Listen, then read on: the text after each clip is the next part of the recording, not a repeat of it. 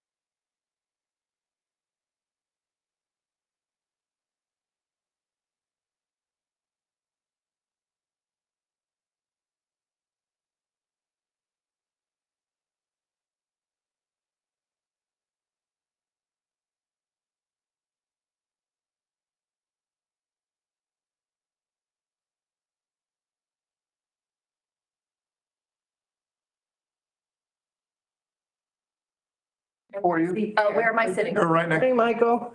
I'm sorry. Glad you joined us today. That one I saw, that one I There's got. us in the car. Good morning. Hello. Was that there?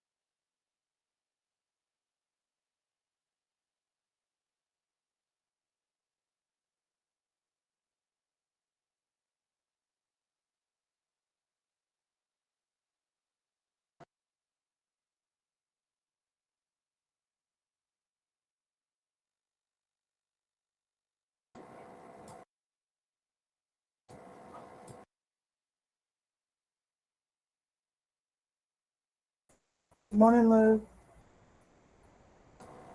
Hello. Good morning, Lou. Good morning.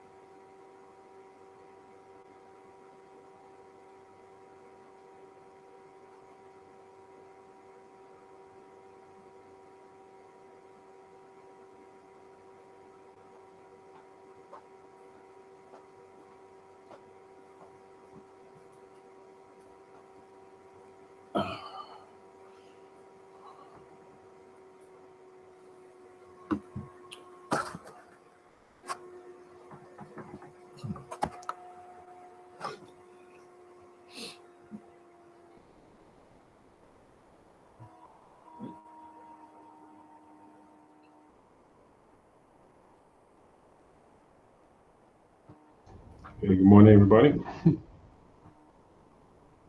That's the difference. Good morning, Joe. I would have been telling people, yeah, you don't have to show up, just connect virtually, but that's not allowed. Good morning. to be attended. Morning, Virginia. Virtual. So if we only offered virtual,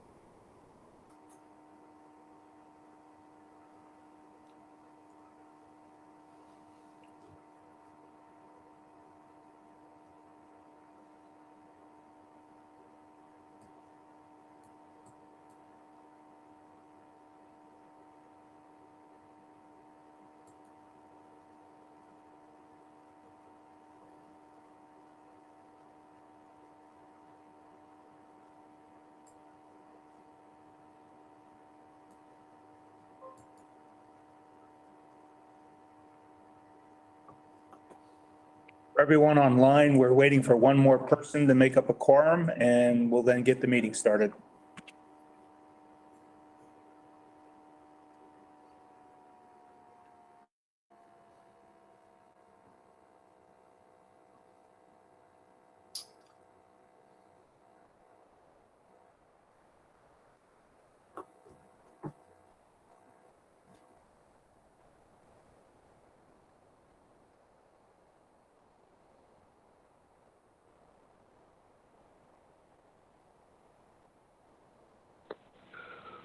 Well, certainly not counting on intelligence or beauty. Wouldn't my ego count as perhaps 2 or 3? Minus one, Michael. Minus one. That's subtraction.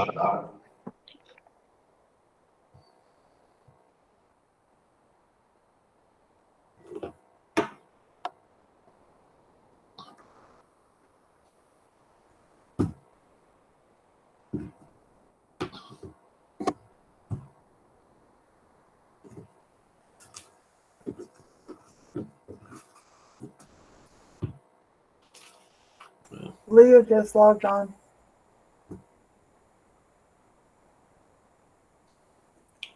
All right, good morning, everyone. We now have 7 for a quorum. We might get a couple more coming in.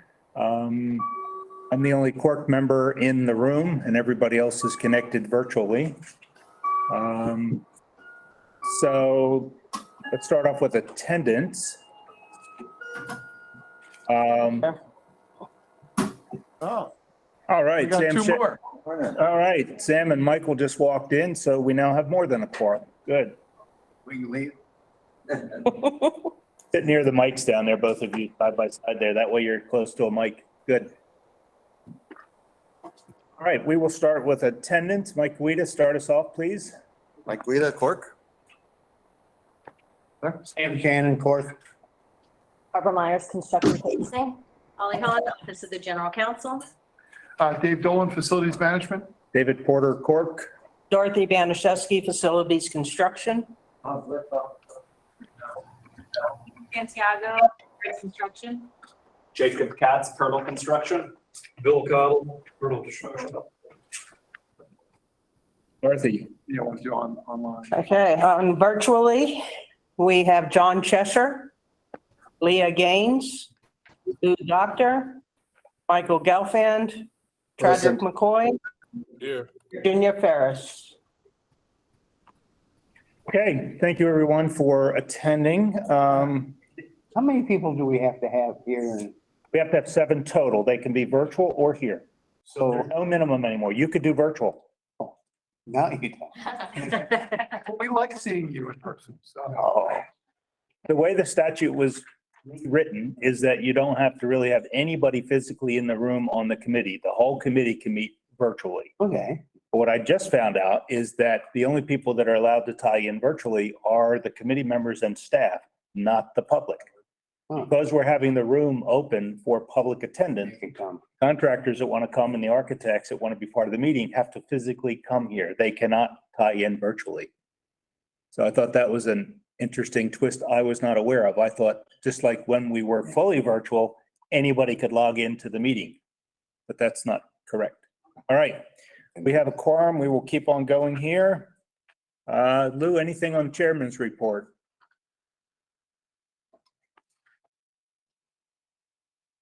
The doctor. Oh, he left the meeting for a minute. Okay. He probably tried to unmute his mic and hit the end button because I do it all the time. He just joined again. Okay. Okay, there Wait for, Okay. Lou, Ask him again. yeah. Lou, are you there? Yes, can you hear me? Yeah, we can now. Barely. Yeah, Mr. Barbieri acknowledged the receipt of the CORC report was distributed in each of the board members' packages, and there were no comments or questions. Okay, thank you. Can you do another one for us this month? Yes, sir. Thank you very much. Anyone with a conflict of interest for anything we're doing today? No. I don't hear anybody online, no hands raised, no one in the room, so we're good there. We're down to staff updates already. okay, Dorothy, I don't know if you have anything. Just a couple of brief things. Of course, we're quite busy right now. This is the construction department and the other departments associated with us. We're all scrambling because we've got a number of things going on, not the least of which is our summer construction is about to begin. We've got closing of schools. That's always a big challenge. And at the same time, testing, FSA testing is going on right now. So it limits our abilities at the school this month, but that's coming to an end and we're really ramping up for construction. So got a lot of work to go. We're also working on capital budget, finalizing, trying to get last minute items and balancing everything. And that's a Herculean effort led by Leanne. So I wanted to mention the two last things I wanted to mention were that first off, of course, we have two retirees. Y'all remember last month we lost Glenn and Mark Moon and whatnot. This month, sadly, we will be losing to retirement Susan McCrane after 36 years with the school district. And in addition, one of our big team members with construction purchasing, Helen Stokes is leaving after 31 plus years with the school district. Lot of knowledge that's leaving us. And with Susan, I don't want to get all gushy, but I can't tell you how much I love you and how much I'm going to miss you and how important you've been to me and to the entire program. So again, Susan, thank you. Thank you for everything that you've done for the school district for all these years. You're an incredible servant and an incredible lady. Yeah. Going to miss you so much, Susan. Yeah. You've Wow. been wonderful. And if you want, at the end, if people want to say something to Susan, please feel free. And then the last thing I wanted to let everybody know about is that, of course, you'll see them on the board this month, but we have 3 schools that we're doing groundbreaking ceremonies for. They're actually all happening next week. Next week, we have our middle school, 17 PP. That's right on the same property as Sunset Palms Elementary in West Boynton. That groundbreaking is on Wednesday. And then on Thursday, we've got quite a busy day because we're literally going to have the superintendent running every which way because Thursday morning we have, and I'm going to get them wrong, Thursday morning we have Malaluka grand opening. Friday. Oh, it's Friday. Sorry, Friday morning. Oh, so it's Thursday and Friday. Friday morning we have Malaluka in the morning and Grove Park in the afternoon. All the while graduations are ongoing. So the superintendent runs from graduation at 1 p.m. to a grand opening and then to a graduation at 6 p.m. So it's going to be, he's got quite the day for it. But we're really excited about these projects. Obviously the Grove Park and Malaluka, they're existing schools, but we're demolishing them and starting all over. So it truly is an opportunity to celebrate with the school, with the teachers. That this old school is being replaced with a brand new healthy school. So we're excited about all those. It's our sign that we're really making progress. Now, both of those retain some buildings, correct? They do. Yeah. So I thought. There's a couple of buildings. There's the media center at Grove Park, and I don't remember there are 2 buildings at Malaluka. like media center, something like that. Admin and media center. Admin and media center. Okay. Yeah, that are remaining. And I think that's it. Okay, any questions on that for Dave? All right, nobody online has anything, nobody in the room? Yes, To the public to attend the yes, groundbreaking ceremony. Absolutely, absolutely. And if you'd like, I can make that, the dates and times available to you. Why don't you send We'll out- have them sounded out through Susan. send out an email to CORC with all three of the dates and times and locations. Absolutely. They're definitely open to the public and CORC, and yeah, a lot of times it's nice to go to them to see actually what we do in here to become reality. It's kind of like you designing an HVAC system, then actually seeing Right. it work. Actually being cool. Okay, thank you. All right, we're down to consent agenda. So here we go. All right, FC1. No one. FC2. No one. FC3. No one. FC4. No one. FC5. No one. PC1. No one. PC2. No one. PC3. No one. PC4. I'm sorry, Dave. Can I bust in here? I was having trouble hitting the microphone here. Which I'd one? like to pull, just to ruin your perfect score here, I want to pull FC 3, 4, and 5, as well as PC 4 and 5. Okay, I had just gotten to PC3. Anyone else for PC3? PC4, Michael wanted it. Anyone else? PC5? PC6? Okay, Michael, you're the only one that had pulled items, so we will start with those. Virginia, want to give us your standard motion? I was just ready to move the other items forward on consent agenda. And I was going to say, Sam didn't even need to speak. We'll have him second it. All right, all in favor of that in the We gotta room? do, Yeah, we got a poll. David Porter, Yes? John Cheshire, Yes. Leah Gaines, Yes. Louis Doctor, Yes. Michael Gelfand,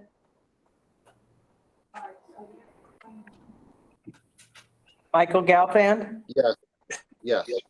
Michael Guida, Yes. Sam Shannon, Yes. Chadrick McCoy, Yes. Virginia Ferris. Yes. Thank you. Okay, Michael, FC3.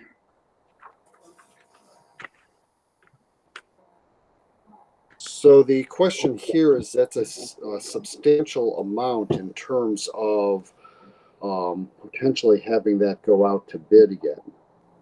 I was wondering why not?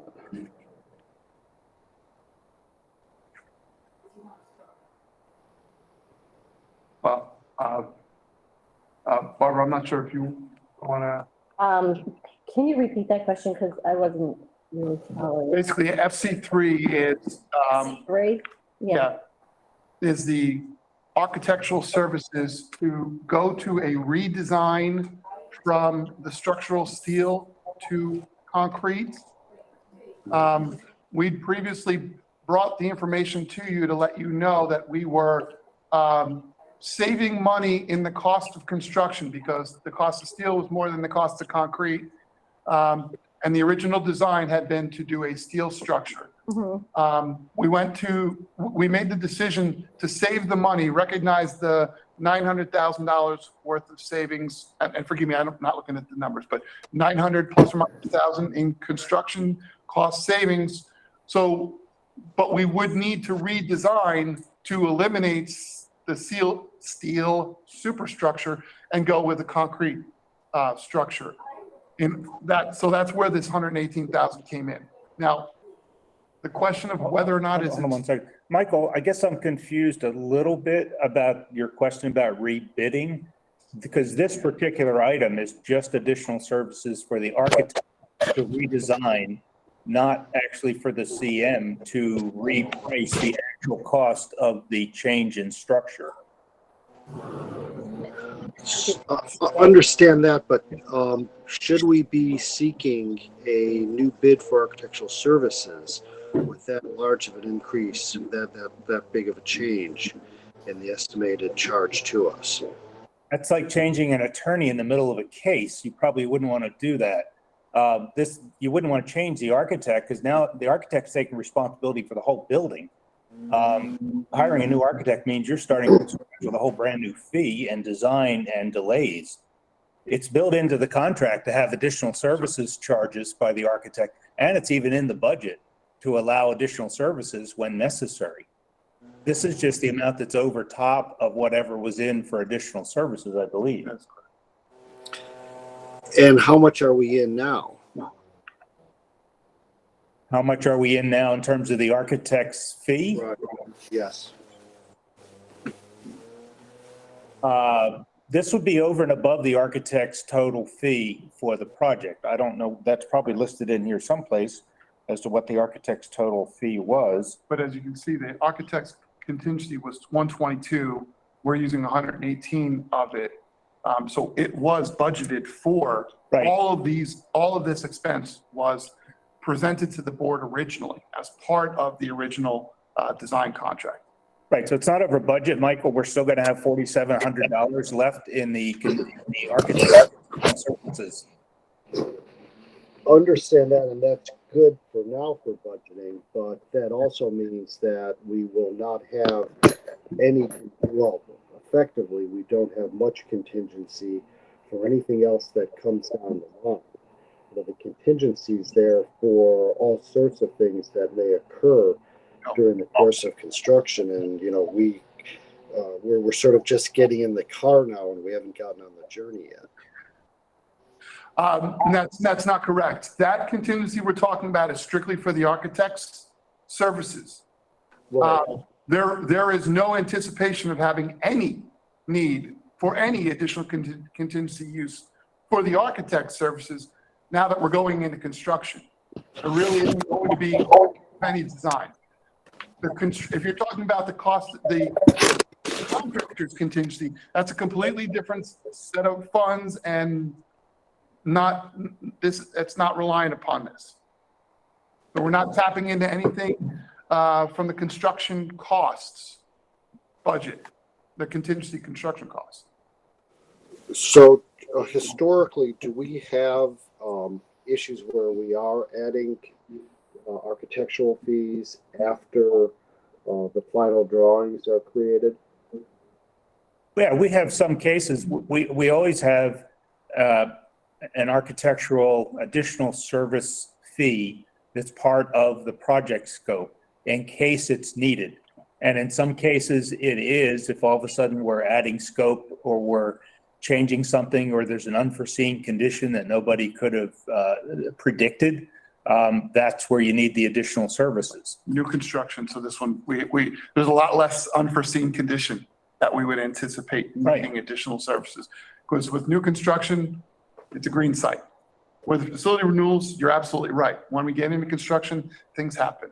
And on this particular one, this is a new school. We anticipate that generally it's there are like very little likelihood we'll need anything. My question is to not take this and stick with the steel design and spend $1 million more for the steel design that we shouldn't have to.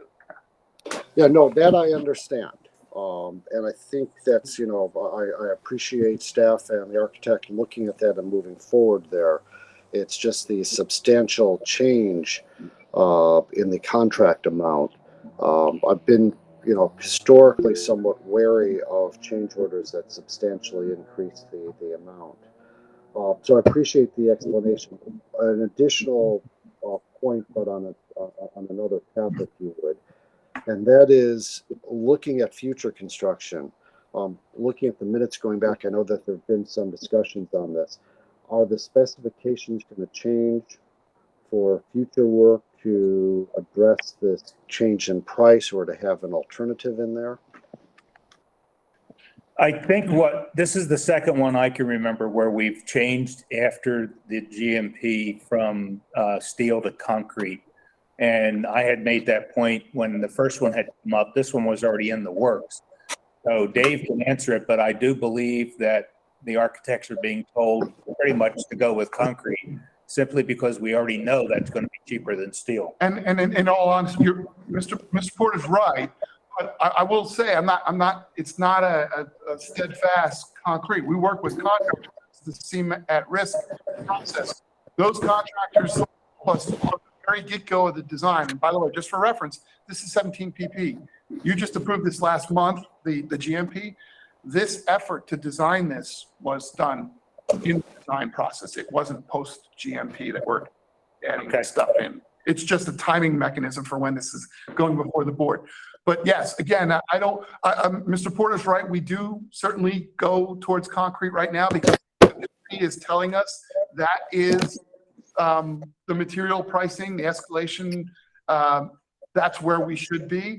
But 6 months from now, and I only say that because I know I'm looking at some of the contractors in here.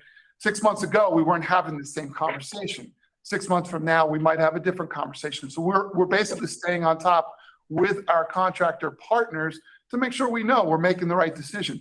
We do our best guess when we put together our proposal based on what we think, what the contractor thinks. Yeah, during their selection process, they said, yeah, it's probably going to be tilt concrete. We get into design and they say, oh boy, things are changing. We might want to consider steel. We'll make those adjustments as necessary, assuming we have the time. But we're gonna make those adjustments in the best interest of the project and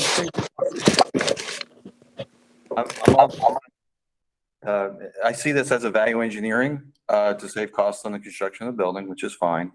My question to the contractor would be, yes, we're going from steel to concrete, but recently I've seen shortages of sand for concrete to get mixing. So we might find ourselves in a pickle later to source concrete for construction.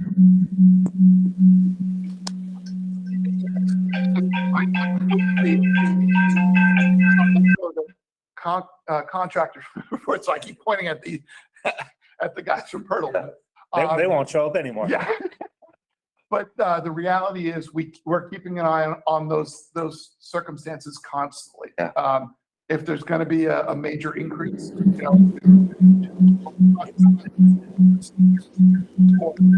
have to come back to you, CORC, if we have an escalation. One of the steps is to mitigate it through some other method, and we may. But you're absolutely right. Anticipation there. Yeah. We'll have to keep an eye on it, and quite honestly, at this point, we're telling the contractors, you better get out there and buy right now. Yeah. We don't want that to take that risk that maybe in 6 months it might be cheaper. Yeah. It might not be.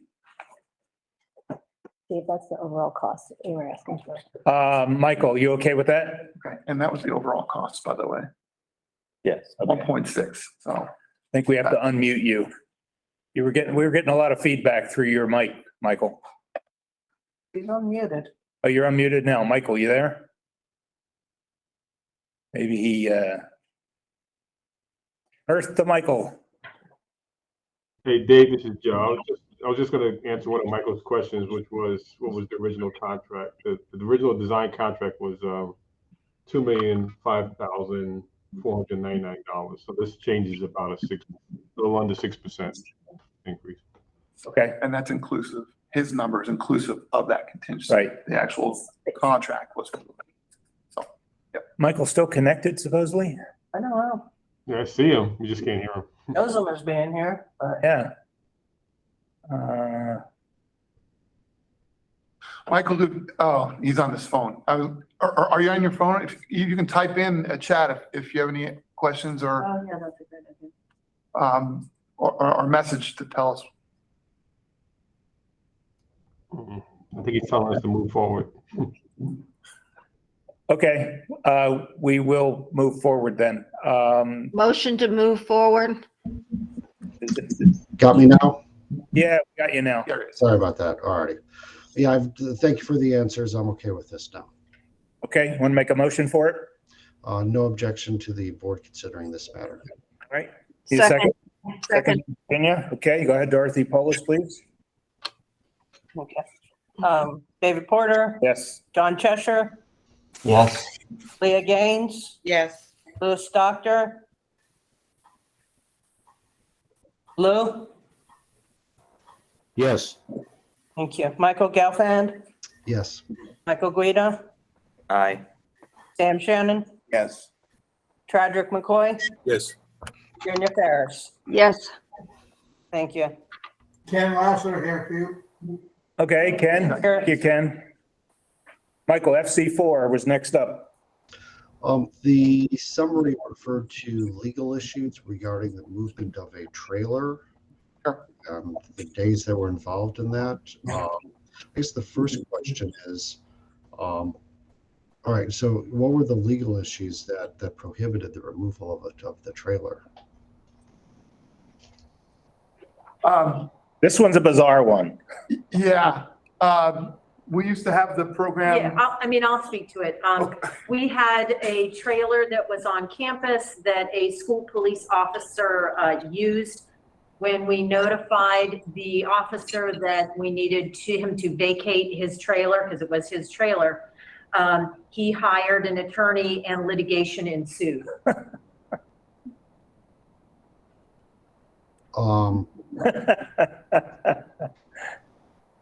The program. Is this person still employed by the district?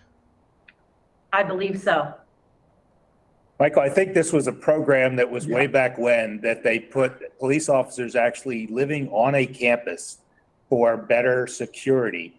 And it was the police officer's own trailer that was moved onto the campus, and that's where the person was living. Called Vandal Watch. Vandal Watch, Dave said, is what the program was called. Not done anymore, but this person was still there and they couldn't do the site work revisions until the trailer was gone. No objection to it moving forward. Okay. Second. Second by Virginia. All right, Dorothy Polis, please. David Porter, Yes. John Cheshire, Yes.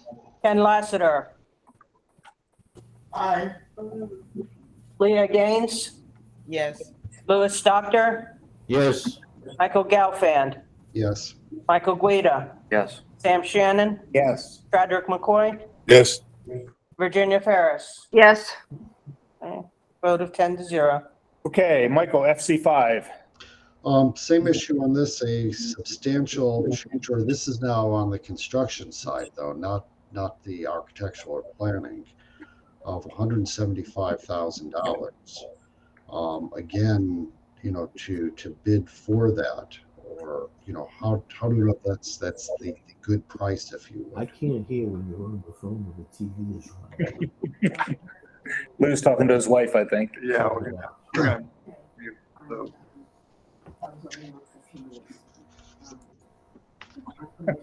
Okay. All right, so you got an answer from Michael as to how this process works and it doesn't get rebid, or that the CM actually does get multiple prices? Dorothy, would you, What's an extra price? Yeah. An extra call. okay, this is the paving. Yeah. This is for the paving. I don't know. Basically, the long and short of this, Mr. Gelfand, this was, this was part of the original facility renewal scope. And you may remember, there was a time when we were doing Cool, Safe, Drive Right, where we were trying to prioritize those items that we could, that we must do, that were critical to get the school done.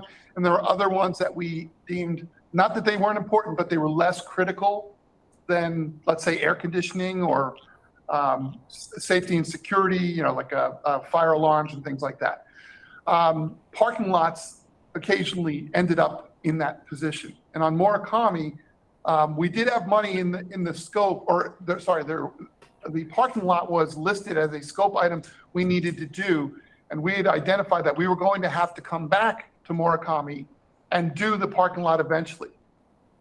Well, we got to the end of this project and realized, and tell me, just make sure I'm right on this, We're at the beginning of the project right now. where we realized we have additional funds available to them. We had We had paving included in the project scope, but the amount of money that was available at the time was only enough to do the bus loop. So we were doing the bus loop only. When we went to the pre-construction meeting, the school brought up that the parking lots and the driveway were really in poor condition. So we re-looked at that again. We agreed they should have been included in the original scope, but we didn't have the funds for it.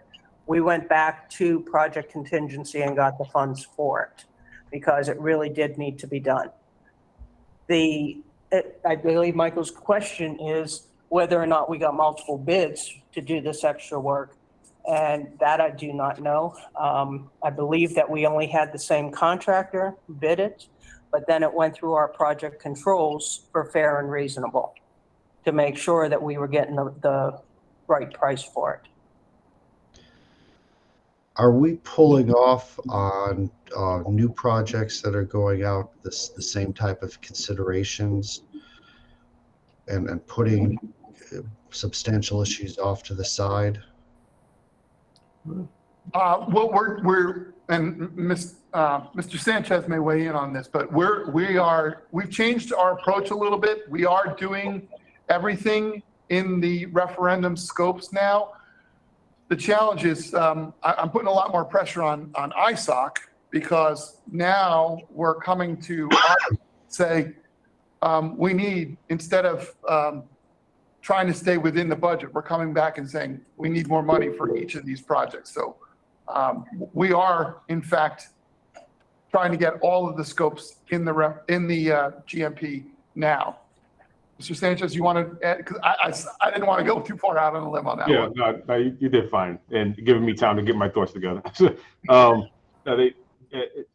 you know, we got a new superintendent, a new COO, and our position is instead of cool, safe, drive right, our position is promises made, promises kept. So whatever we promise the public, we're gonna find a way to do it. So we're not going to scale back on our scopes. Now we have to do some different machinations to make that happen, right? We gotta. Fortunately, the sales tax funding is coming in higher than expected. One of the positives of our increased activity in terms of the construction in our community is that our property tax values are going up and our revenues are increasing as a result. So we're able to so far meet those commitments. So to directly answer your question, no, we're not cutting out big scopes. We're trying to meet everything that we've promised when we passed the referendum back in 2016. So Michael, this one's playing catch up because this was done when we were doing the cool, safe, dry, and bright. That's correct. So that's why this is coming back as an extra cost as part of contingency instead of it already being included in the overall GMP. So if the funds aren't available in the future, we're looking at future projects. We're going to be dealing those sort of like as a contract option, if you would, or an addition in reverse. We'll strip them down. Yeah. So one of the tools we can use is an add alternate, and Dave and I have been talking about that as well. Yes. So if the project can't afford all of the items that were promised to the community, we can get add alternates during the GMP development phase, and we can accept those add alternates or reject them. Our goal is, again, to do everything that we promised the public. If we have to do an add alternate and go back to ISOC to get permission to increase the funding for the project, we'll do that. I think that's the best way of going about it, is to kind of try to lock in the pricing as early as we can while we get authorization to increase the project budget if necessary. I see Leanne's popped in there. I don't know if she has something, because this also somewhat relates to my polls on the PC 4 and 5 and funding. I don't know if we want to get into all of that now or wait. I can kind of walk you through it now. And we're actually working on a presentation to give to the Sales Tax Oversight Committee in a couple of weeks. And we'll bring that back to CORC at the next meeting because it's not quite done yet. But what we're looking at is all the revenue sources and all the expenses and projected expenses to find a way to make everything work. So we're looking at, we've earned interest on the sales tax money that's available. We still have money in the sales tax reserve that's available. I'm projecting that the sales tax will end a year early. There's a sunset provision because the money's coming in so much faster than projected.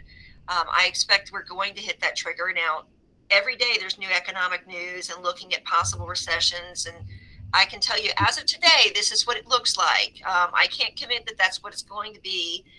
If nothing else, in the last few years, we've learned not to be surprised by what goes on in the world these days. But if things continue the way they are right now, we will trigger that sunset provision. And the sunset provision is written if we reach the amount of money actually, it's a little higher than what we were supposed to get, that we've received that by September 1st of 2025. That would be money earned through June 30, 2025. And we'd ended in December. We would still get 6 months of revenues on top of that when we'd already met it. So I'm expecting we're going to have extra sales tax revenues above and beyond what we projected, even if it shuts down early. So adding that in with it, then we're looking at a few of the existing projects that were to be funded with sales tax. We're going to switch those over and borrow for them instead, move them over to COPS borrowing. It's going to be some big ones. And there's one project that we're probably not going to do a facility renewal, but replace the building. Still working through the mechanics on that. So you're getting a lot of things that aren't quite done yet in your explanation, but we're looking at all those components and then matching it up against the expected increased cost. And we've got that covered at this point. So I'm confident that, barring a recession, and if there is a significant recession and things slow down, then we'll probably have the extra year of sales tax. So at this point, I'm comfortable that it works. It does all depend on the projections I'm getting from Dave's team and AECOM, and that's hard to come up with a real number right now. Costs are changing from day to day. Mr. Sanchez has told me it looks like it's kind of slowing down. Not that prices are coming down, but the growth is the escalation is not as extreme. But it's something we're going to have to continue to monitor throughout the rest of the program. But if we were finishing everything right now, we were going to award every single contract today, I'd say yes, we can do it all. Can't promise what's going to happen tomorrow, but right now it all works. And I'm talking to Dave almost daily about this, Mr. Sanchez on a regular basis. So we're monitoring it as closely as we can. And that's all we can do. But right now, it looks like it's going to work. Mr. Chair, if I can continue with Leanne for a moment, though this may actually deal with PC items. Okay.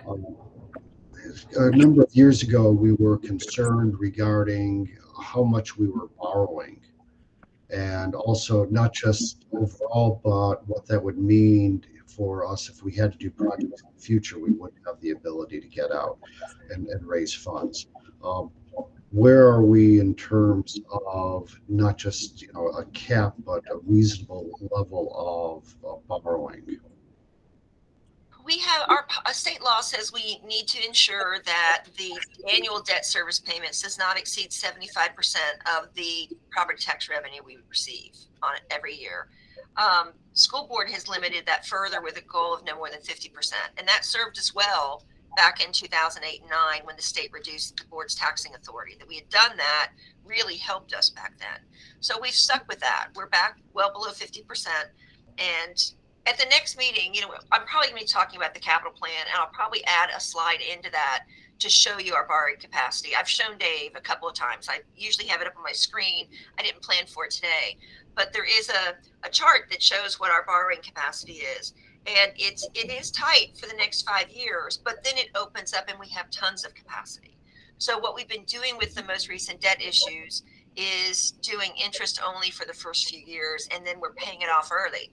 Our COPS issues used to be a 25-year transaction. The last ones have been done in 12 and 14 years because we have so much capacity Once you get past 2030, we've got tons and tons of capacity to borrow. So we're working very closely with the finance committee, with our advisors, to make sure we're staying in line with that and we're not exceeding any of the thresholds that the board has recommended. I'll be honest, it is very tight. I have that conversation with Dave all the time. For the next couple of years, it's tight, but all of our debt was set up. And if you can think back, and all of you have been on this committee for a long time, we stopped borrowing in 2010 and didn't borrow again until 2020. So we paid off a tremendous amount of debt in that period of time. And just about everything matured in 2020, in 2030. So we have a lot of capacity once we get past 2030. And I know that's 8 years away, but we're managing that. We're working with the rating agencies and the underwriters. Everybody's very comfortable with what we're doing. It is tight the next few years, but after that, we have lots of capacity to borrow. And I can bring that back and include it in the presentation that I do next month, because I'll give you an update of the capital plan. And I usually throw that slide in for the school board anyways, so it'll be in that presentation. Thank you. I appreciate that and everything you're doing on that.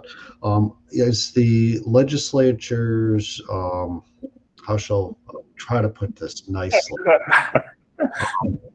Is the legislature's role as it approaches bonding authorities and pulling the rug out from under them, I'll just say it, having any impact on the bond market that we're looking at?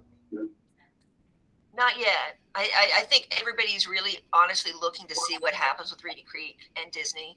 And there's going to be a lot of discussion. It turns out that our bond attorney that we use for the school district is also the attorney for Reedy Creek. So I spoke with him yesterday, and he obviously does not share any details, but he's still alive and kicking and working. So I know there's a lot of work being done. It's in the bond buyer all the time. The rating agencies have put credit watches on Disney and they're concerned about what's going to happen with Reedy Creek. So far, we haven't seen anything. I think the bond market is kind of watching the political show, so to speak, to see what happens before they do something dramatic. But the rating agencies have already sent something out. I've asked the question, do you think that's going to trend over and impact local governments? And the feedback I got so far is no. But I asked that question too. So it's something to continue to monitor. Because if the legislature can decide to close down and shut down a special district and in theory possibly invalidate their debt, I mean, these are financial questions, not political questions. If they do that, could they also impact school districts, other special districts? So it's something that everybody, I think, is watching very closely to see what happens in the next 12 months. Thank you. You're welcome. School districts are special. Michael, you're the one that pulled this. Are you okay with this at this point? I'm okay, yes, and the same thing, Leon, if you've given me the explanation that covered, I think it was PC 4 and 5 that I asked to pull also. 3 and 4. Or PC 3 and 4. Sorry. Okay, when we get to those, we'll just fly right through them. So give me your motion for FC 5, Michael, please. No objection to the board considering. Okay, need a second? Second by Sam. Dorothy? David Porter, Yes. John Cheshire, Yes. Ken Lassiter, Aye. Leah Gaines, yes. Louis Doctor, Yes, Michael Gelfand, Yes. Michael Guida, Yes. Sam Shannon, Yes. Frederick McCoy, Yes. Virginia Ferris. Yes. Okay, passed by a motion of 3-0. And David, Leanne just said, or I think I heard her say, that school districts are special districts? No, we're not. It's just an example. There's school district, then there are special districts. So if they can change one, there's always a concern that they could try to change something else. So we monitor all of them. The special districts borrow money through COPS the same way school districts do. So we've had issues in the past. I mean, years ago, the Florida Supreme Court made a ruling on a case called Escambia versus it was on a bridge in Escambia County, Strand versus Escambia County, and it invalidated COPS for special districts and school districts throughout the state. So little things that happen can trickle over and impact us.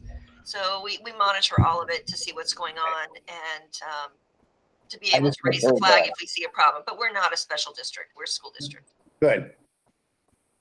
Okay, Michael, if you're okay with PC 3 and 4 that you pulled, go ahead and give a motion for those. Motion, no objection to proceed. Okay, Second. second, who was that? Virginia? Virginia. Okay. All right, Dorothy? Are we doing both together or separate? Let's do both together. Yeah, Virginia, was your motion of a second for both as well? Yes. Okay, Okay, David Porter, yes. John Cheshire, yes, Ken Lassiter, Aye. Leah Gaines, Yes. Louis Doctor, Yes. Michael Gelfand, Yes. Michael Guida, Yes. Sam Shannon, Yes. Roderick McCoy, Yes. Virginia Ferris. Yes. Thank you. 10-0 for both of those. Okay. Well, I was unhappy that staff answered all my questions because it didn't give me a chance to yap away, so. Thank you, staff.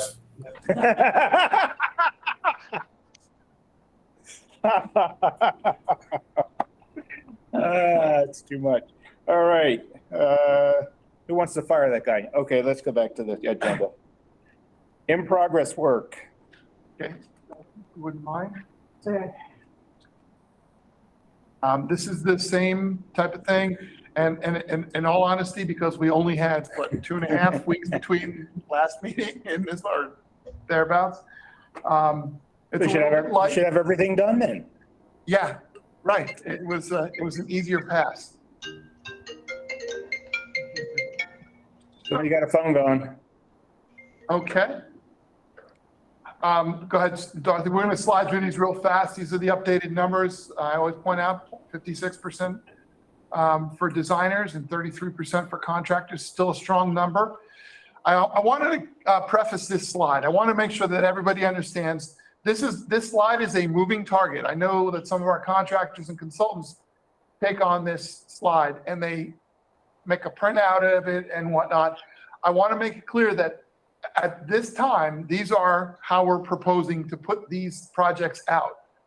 Some of them using our new term contracts, others being standard RFP processes. But in general, yes, these are all the projects that are up next. Just it's how they're going out. We say we're bundling them this way. This is our best guess right now, what's coming up over the next several months. And you can see it's really only 2 months right now. We're banging out a lot of work. We've got 2 different STAIR reports, which identifies the design contracts that are going out and the construction contracts we expect to have going out. This on the solicitations talks about a number of the facility renewals, as well as you'll see Roosevelt Full Service, which I'll talk about in a second. Some of these are RFPs that exceed the threshold of the term contract. So we'll move forward with those standard. Go on to the next one. Okay, these are our upcoming GMPs. You saw this month we took Krista, Grove Park, and Malaluka. Next month, we're keeping our fingers crossed for Dreyfus. Dreyfus is a challenge. It's quite a bit of work. We have needs. So ISOC will be hearing from me on Dreyfus from a financial perspective. We've got a couple of core expansion projects, Del Prado and Seminole, that are coming up, and they will be ready for next month. Glade Central, phase 1, we're breaking it up into 2 so we get some work done this summer. A couple of critical things. And then in July, we'll get the rest of it. This is just trying to scramble to make sure we get that in the summer. Go ahead. And maybe this is for Joe, for Dreyfus. Is the deal with the city of West Palm Beach still moving forward for the money and the agreement? It is moving forward. And Chris is on the line, so she may even have even more information. Yes, Chris. Well, my question on that was the work that we're proposing to do with the GMP, I'm assuming is going to retain any of the historical features and enhance them that we were required to keep as part of the city agreement. Correct. In fact, it's good timing because the improvements that the city wants us to do to protect the building envelope are covered under that scope. Good. Perfect timing. Thank you for that question. Excellent. Good. Okay, keep going. Thanks. Okay, next slide. Okay, development activities. I've got Roosevelt. The master plan's completed. The RFP is out on the street right now. You see, we're expecting to bring that through to the board in August. for the design, and the CM would be right behind that. I'll talk about that more in the next slide, but you can see we're still working on master planning for Belvedere and South Trans. We're a lot closer. I think we talked about we would bring Site plans. next month, site plans for those. I do have the site plan for Roosevelt, next slide, so we'll talk about that briefly. But yeah, the transportations we're working out, South Intensive down at South Transportation. So we're sorting out a lot of those details. Again, this is why it's all kind of coming together with our capital plan to make sure we have the money in the right place so that these projects are funded and available to go through, or at least they're prioritized so that the board members can evaluate them and make sure that we fund them going forward. I was just curious, the transportation one, this is before, I think it was both were $9 million. One was for the South County and for Belvedere. Seems to me, South County, a lot of it's already there. And Belvedere is a brand new project. South County there's not a lot that's bigger. Well, South County's not going to be retained. Like the buildings are old and not functionally beneficial to keep. So it's going to be basically new construction. We're going to knock them down and start over. So it's not unlike the way a modernization is very similar in costs to a new construction project, straight green site. That's basically the same kind of thing. The green site at Skis Road or Belvedere is very similar in size and stature to knocking down and redoing the entire South Transportation. Yeah, but just when I saw it, 9 million. Yeah. Just didn't. And they're our two biggest, they will be our two biggest to house the most number of buses and have the ability for expansion too. We've got 12 design projects that are in process, and as you can see, we plan on using both the CMs and the architect continuing contracts. It's not continuous service, continuing contract services. Next slide. I wanted to at least let you all see the RFPs out there on the street right now for we'll call it historic Roosevelt High School. We've been referring to it as Roosevelt Full Service because that's what it used to be. What you'll see on that sketch, on the color rendering, the buildings that are on the bottom left, the green one, the purple one, and I guess the light blue one. The green one and the light blue one are existing. The green one green and light blue are existing. The green one is the gymnasium. That's going to be preserved, historic. And the light blue one is kind of a garage bay, and this is going to be an adult ed type of facility. So it's going to be ideal to renovate it and make it usable for the types of programs that are going to go in there. And then the new building, the dark blue one, is a 20,000 square foot type building, not unlike the one that we're doing at Delray Full Service. And it's going to house adult ed programs as well. Now, there'll probably be, there will be a bit of a crossover for 11th and 12th grade education, but I'm not going to speak to that too much now. What I wanted you guys to see is that this is the existing site, and the buildings on the right that I'm not talking about are the second part of this, that the school district, in fact, won't be directly involved. And please, Mr. Sanchez, if I'm saying it the wrong way, please step in and help me get myself out of trouble. But we're working in partnership with community partners for them to raise money so that they can build certain facilities on the same property. It's a joint venture with things like a clinic and, the organization is called North End Rise, and they're partnering with other organizations, other foundations to try to raise money. I think their goal is somewhere in the $30 to $40 million range. And part of what they would do is lease part of that property to, I believe it's the Department of Health for, you see it's a pretty large clinic there. And they would pay for, the health department would pay for their property, their space that they're going to be building. It's a 30,000 square foot clinic there.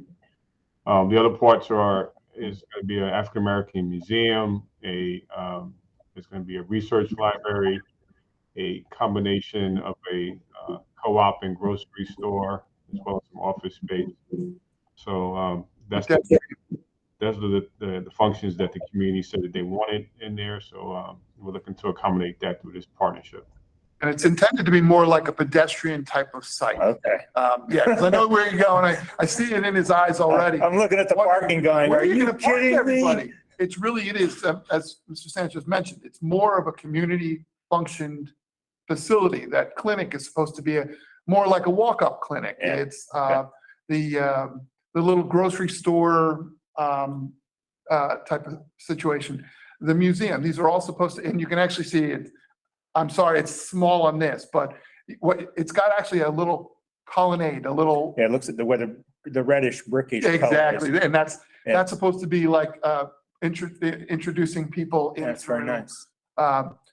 The community, so that the community really wants to be able to walk to these spaces. So, and we of course will have different operating times on our academic programs than the use of some of those facilities. So it's going to be a balancing act, but it's an exciting project for us.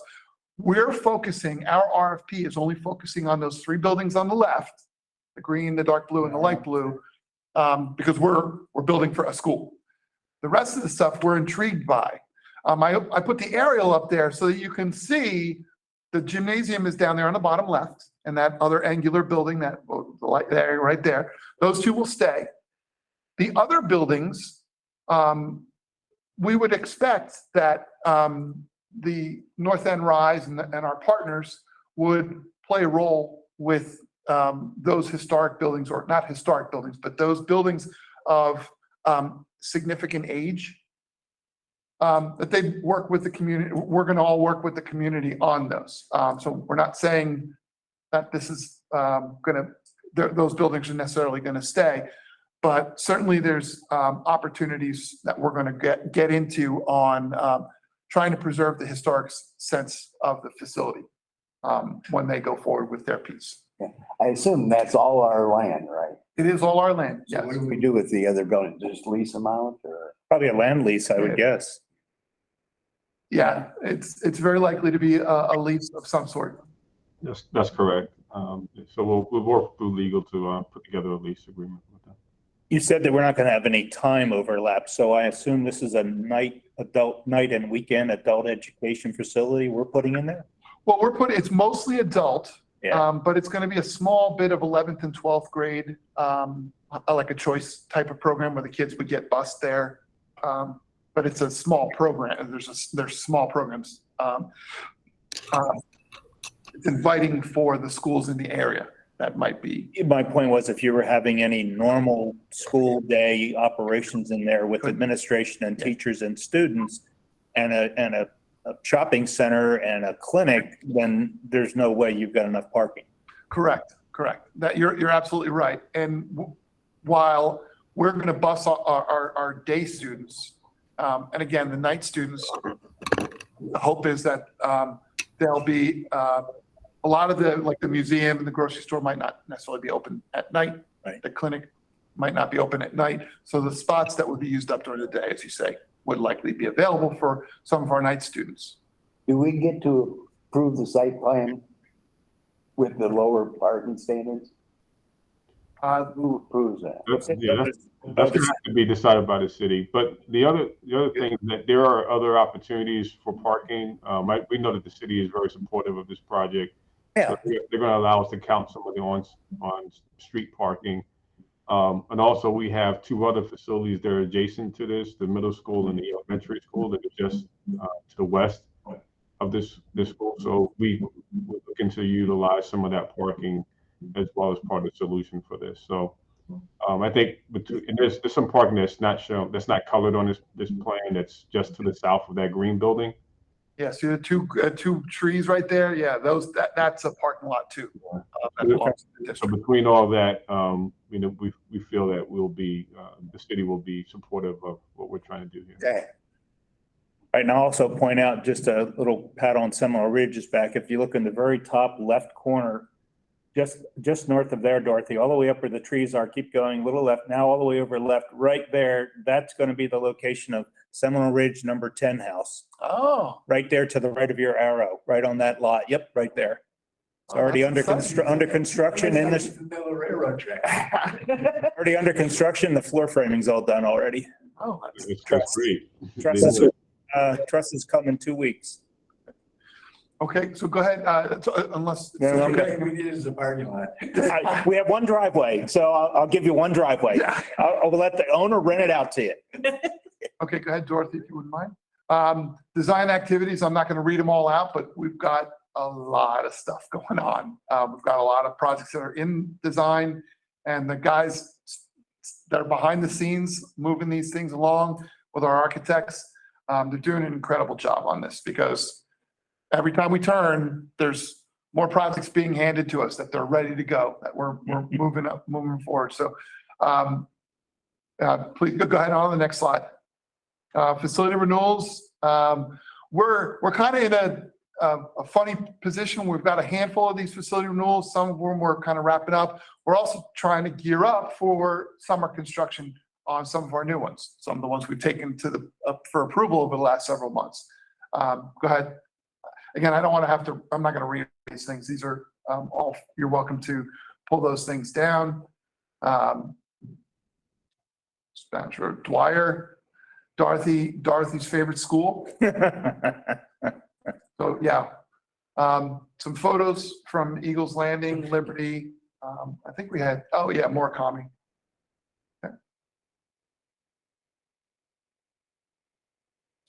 Okay, our high schools. I'm just going to say that they're continuing on with O High School.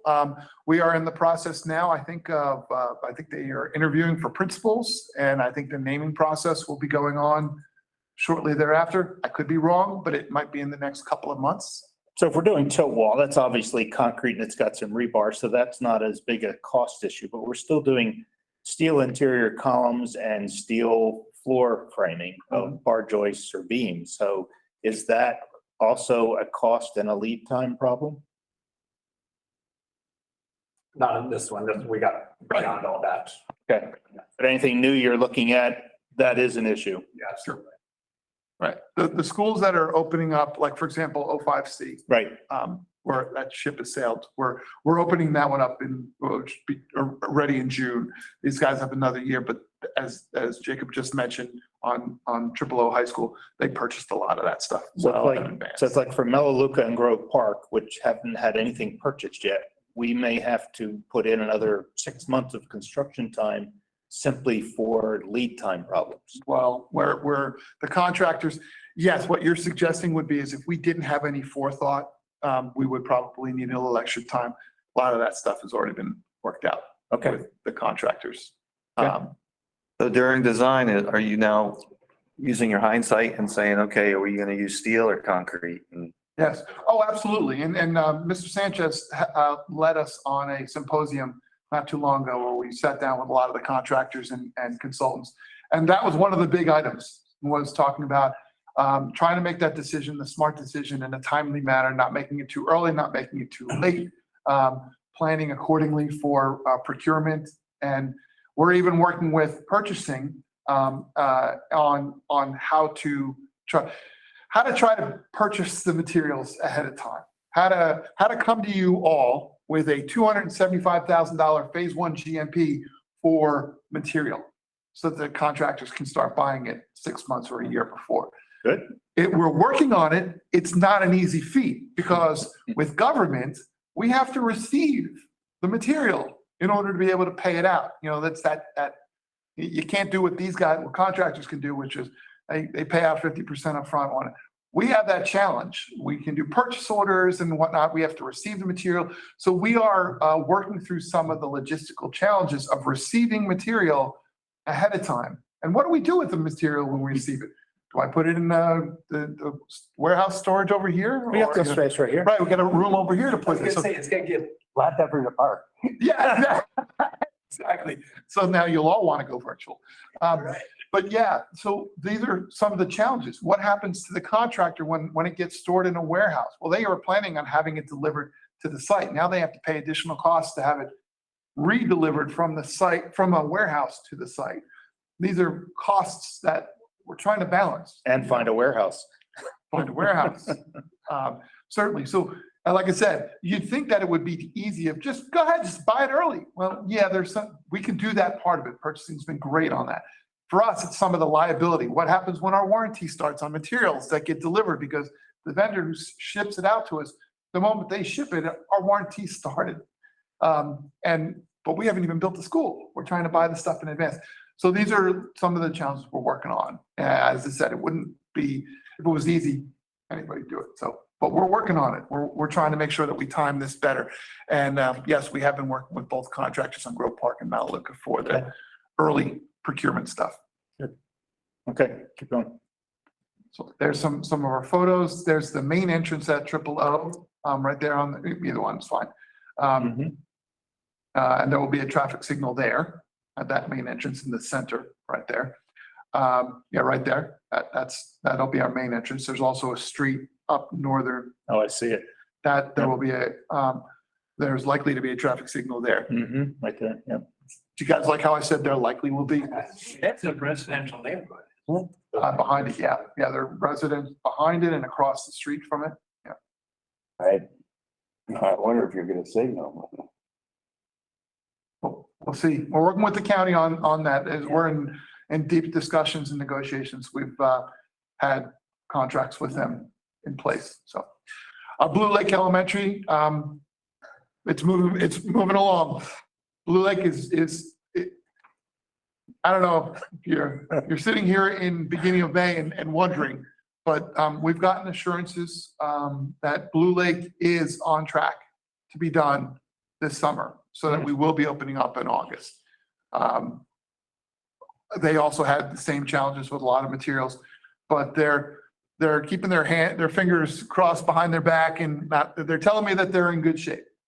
Okay. So we're comfortable because again, the partners we have that we work with, and I don't mean to blow sunshine, but between Pirtle sitting here and Moss Construction doing 05C, they're two of the best, and they've been strong partners with us all along, have been forthright and honest, tell us when they're having problems, and working on solutions. So we are comfortable with where they stand, that we're going to get it done. But the school will be opening up. I guess each month you're gonna have to give us, like next month in June is gonna be the kind of the drop dead trigger to know yes or no, Yeah. that that's really going to happen. Sure. So if it doesn't happen, you have contingency plans already in the works to keep kids somewhere else for a couple of months? Well, I'm not going to say yes or no on that. Okay, that's fine. What I say is we are working. We will need to know that at the June meeting. And we are working on contingency plans, because the good news is this isn't one where kids are sitting at a holding school somewhere. Oh, that's right. This is brand new. Oh, never mind. So there's boundary changes going on right now Yes. with the board Right. and whatnot as Well, well. that's not even approved, right? The boundary They changes just were- got approved. Yeah, right. Yeah. Okay, no, forget it. That's right. So, We're not. Yes. But it is a big deal because still the academic side, for us, it's no big deal if it goes Oh, longer, yeah, you but got- the academic side, they're trying to figure out what school is Johnny going to next year? Is he going to Right. Calusa or is he going to go to this school or that kind of thing? So that is very important. It's not something we take lightly. I but guess it is certainly- the bizarre part is you could go back to virtual teaching for 2 months to all the kids going to this school Oh, and all the teachers staying home. Well, again, that's why I build Yeah, things, forget and it. I don't, Next yeah, picture. that's why I built Next things picture, here. please. We're just gonna put them on a bus and drive them around for a couple of months. We have Wi-Fi on buses, so. Really? That's Aaron's project. So if they don't get done, they all go to Aaron's house. There we go. That's right. So 17 PP we're going to stop calling it this. I missed this one. We keep referring to it as Sunset Palms Middle School. Yeah. It is not necessarily Sunset Palms Middle School. Oh, I It is see. adjacent to Sunset Palms Right. Elementary School. They are going through the process of picking the principal, and then they will do the naming, school naming, and that whole process Okay. coming up. And we are not pigeonholing it to that it will be Sunset Pops. Maybe ends up being that way, but it's not a set deal. What you can see on these photos is obviously they've cleared the site, used to be heavily vegetated. On the, I could go back to the other slide, if you could, real quick. Down on the bottom of that slide, you'll see some modular classrooms right there, and there's a couple other, those are one of our first things to do. Those are modular classrooms for the elementary school, just to the left of the picture. So we're gonna have to move those so that they're adjacent to the elementary school. It's part of the design plan, so I'll show you the site plan. But that's probably one of our first big things to do to move that project forward. This is Moss and Harper Jolly doing, again, same thing, new school. It will be done, not this year, but next June. Right. So they're on a good start. Go ahead, next. There is the Acme Dairy is on the bottom right there. Now that road that you just highlighted. That's a Bruzo. That's a Bruzo. That top left corner is the park. Right. They're going to be building fields. No, left. There you go. That's the fields that they're going to be building, and we're working with them. You can see the curve, the circle over there is the parking for the elementary school. That's that big circle. So they're just getting started, and but they're moving like gangbusters right now. So Looks like a big hole we got to fill in there in the middle. Well, it's drainage. yeah. Well, yeah, we have earthwork Yeah. issues. A little bit of fill. Delray Full Service, it's most of the work that's going on right now that actually people see is they're going on inside the existing gymnasium. You can see the renovations that are ongoing there. The intercom PA system, ductwork is in process. The bottom right picture, you can see that's the walls coming up out of the ground. He talks about the building elevator pit is in process. So that is coming out of the ground slowly. This is a project that will be done by December. That's where we're shooting for, that this will be done by December. Mataluca Holding School. We've talked about it. We've told you that the holding school at Crestwood. So this is really the Crestwood Holding School. Let's call it that. This is Crestwood Middle School, and just behind the track, off to the side, is a plot of land, and that's where we're putting the holding school. We're putting all the modular classrooms, and the first year, so we're going to have this done this summer. You can see they're already bringing in all the modulars. This summer it'll be done so that as of August, the Mataluca elementary kids will be housed in this holding school. And then after this coming school year is done, we will then move the Winbrook kids into this holding school. So it's early on. You can see there's a bus loop that leads into it. That bus loop, right there, will be the main entrance for the holding school for drop-offs and that kind of thing. All right, additions and remodeling. I put it on there because I didn't want Gary to feel left out. But West Tech is getting near completion. We're still working on some of the asphalt, and rain is an issue constantly out there, and exterior painting. But we're basically just about done with the major scope items. That's it. Are there any? All right, any questions for Dave? Not hearing any. Okay, Thank you, everybody. thank you. A lot of work going on. All right, discussions, updates, nothing else. Approval of the minutes. Anyone with issues on minutes? Virginia? Good minutes. Okay, good. No changes to the minutes. Anything for our next agenda that somebody wants? If I may request, I see that we have an update for the Jupiter substation next month. Can we move that to the July meeting? Because I think I've got a conflict for next month. That was for the police. Yeah, it's up to you guys. Yeah, I'm okay You with all that. tell me. I will gladly take an extra month because we'll be in the middle, we'll be getting construction, summer construction. So I certainly will make that happen. Right, yeah, we can do that. I appreciate Mr. Hukel. If you're on, I can't see, but yeah, and I'll be asking for an excuse because I'll be at a bar meeting.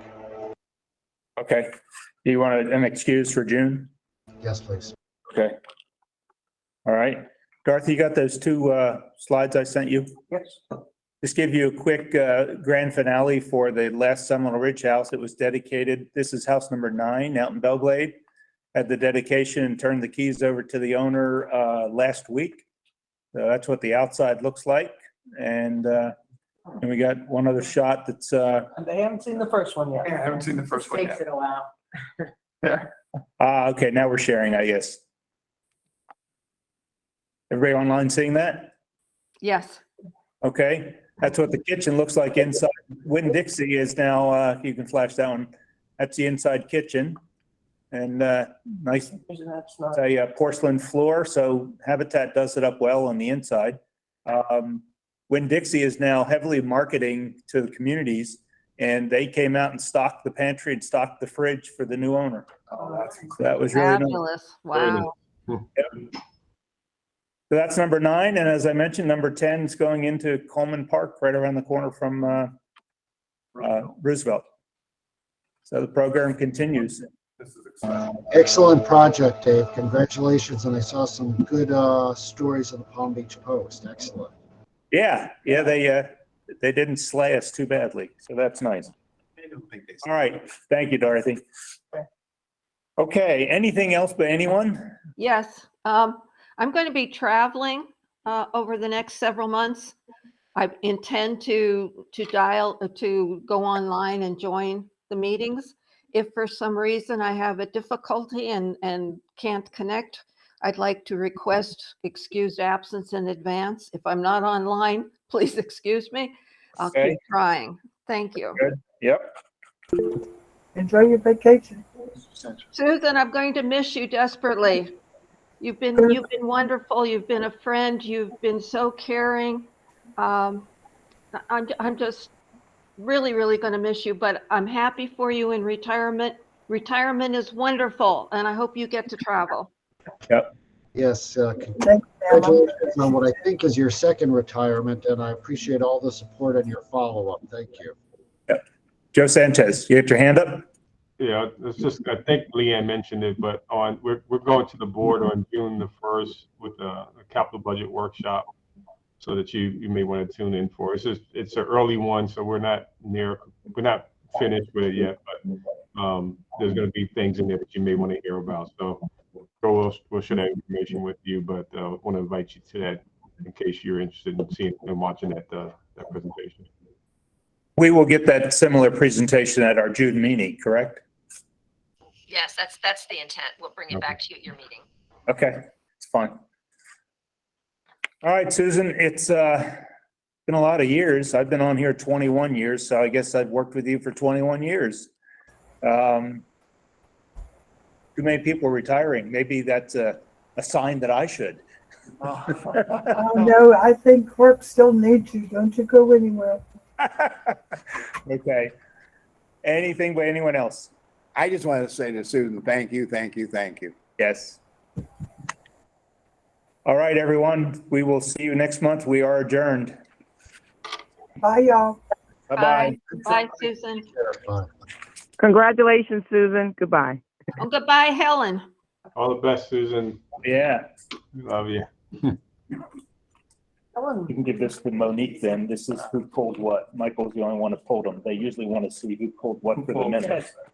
Did we get a record?